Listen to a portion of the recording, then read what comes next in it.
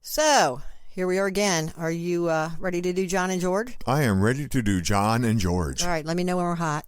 We're hot. No, you're hot. Go on. Hi, this is Brian White. Welcome to Season 1, Episode 2 of Celebrity Soul Speak with Brian and Rene. John Lennon and George Harrison. My wife Rene is a medium, and I've been a radio personality for over 50 years. The other side established communication with us, so they wish to stay in touch with this dimension.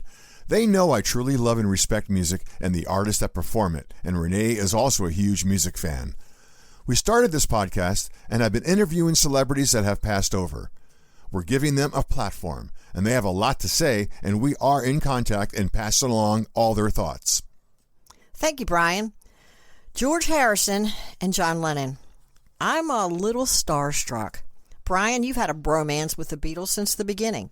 I'm sure you have a few things to say to the guys. Well, growing up in the 60s, and I was 13 when the Beatles hit, there was nothing bigger. And there's been nothing bigger since. You know, what an honor to speak with you both. George, you're one of the greatest guitar players ever. George laughs. Don't say that too loud. Somebody might get an attitude.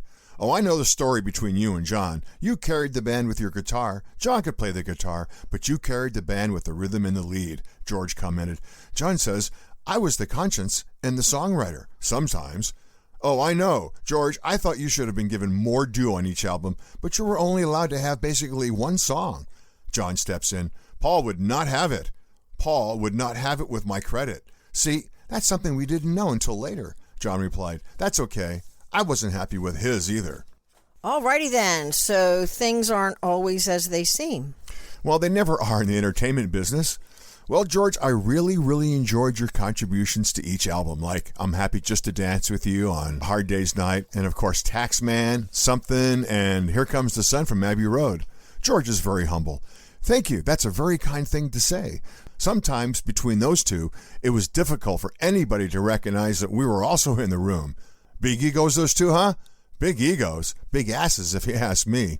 Well, we didn't know all this when you guys were together in the 60s. We didn't know this. We thought the four of you were just one big team.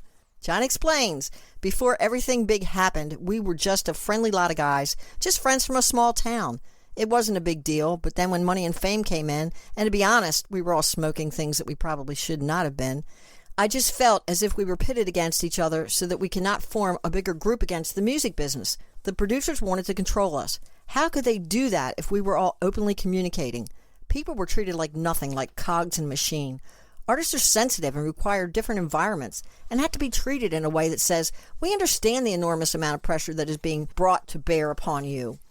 You know, if you look at artist after artist that people say are fantastic or genius, those people live under conditions that no one should have to live under, and you can do a small thing and pay attention to those who are still there and make an opportunity for them to create under more humane conditions.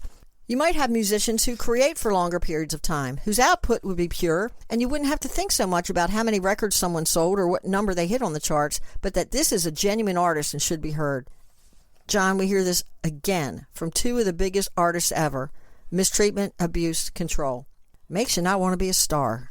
You know, John and George, the most brilliant musicians ever to walk the face of the earth, both gone way too soon. I asked John and George if they were here today with Paul and Ringo, would you guys perform one more time together? George was the first to reply, absolutely.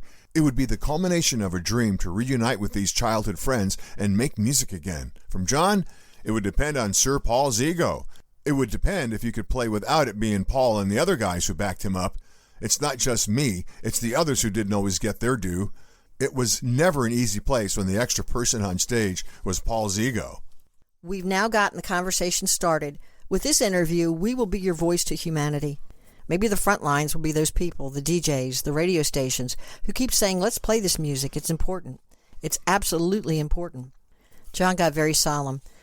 I think that you're moving into a time where censorship will be coming very soon. It's worrying. I think this is perhaps a conversation that needs to be had as well. Can we talk again? John laughed.